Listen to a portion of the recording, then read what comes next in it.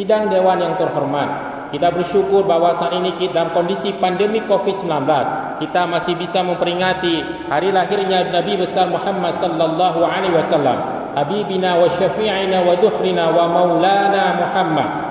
Namun peringatan Maulid Nabi Muhammad sallallahu alaihi wasallam tahun 1442 Hijriah tahun ini memiliki nuansa yang berbeda. Karena di tengah upaya kita merefleksikan cinta kita kepada Rasulullah sallallahu alaihi wasallam, di belahan bumi sana ada yang coba menghina kemuliaan Rasulullah sallallahu alaihi wasallam, yaitu Presiden Prancis Emmanuel Macron.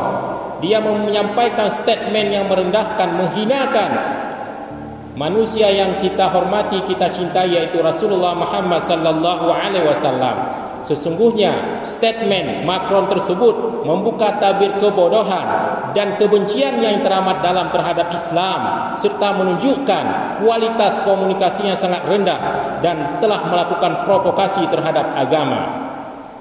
Dengan dalih membela dan mengekspresikan kebebasan berpendapat yang justru sangat kebablasan, Presiden Prancis Emmanuel Macron mencoba menghina Islam dan merendahkan Rasulullah sallallahu alaihi wasallam.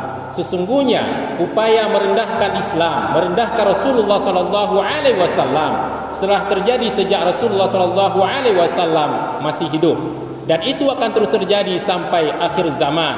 Karenanya sungguh kemuliaan Rasulullah sallallahu alaihi wasallam telah jamin Allah Subhanahu wa taala tidak akan bisa direndahkan oleh seorang sekalipun dia seorang presiden. Karenanya sebagai bentuk refleksi rasa cinta kita, mahabbah kita kepada Rasulullah sallallahu alaihi wasallam, kami atas nama pimpinan dan anggota DPRK Banda Aceh mengutuk dan memprotes keras statement Presiden Prancis yang menghina Rasulullah sallallahu alaihi wasallam, menistakan Rasulullah sallallahu alaihi wasallam.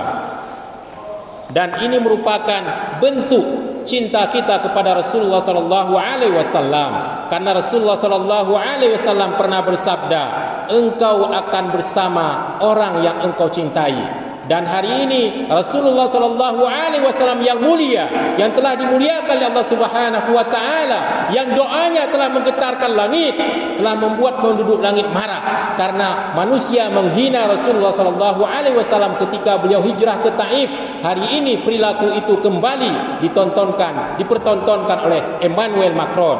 Karenanya sebagai bentuk rasa cinta kita kepada Rasulullah sallallahu alaihi wasallam, kita harus membela beliau, mengagungkan beliau dan menolak segala statement yang merendahkan Rasulullah sallallahu alaihi wasallam. InsyaAllah berbagai upaya dan stigma negatif yang coba ditabalkan akan semakin mengokohkan kecintaan kita kepada Rasulullah sallallahu alaihi wasallam. Karena Allah Subhanahu wa taala berfirman, janganlah kalian merasa lemah hati padahal kalian yang lebih tinggi kedudukannya jika kalian beriman. Quran surah Ali Imran ayat 139. Dan Rasulullah sallallahu alaihi wasallam yang mulia juga pernah bersabda, al-Islamu ya'lu wa la yu'la alaih.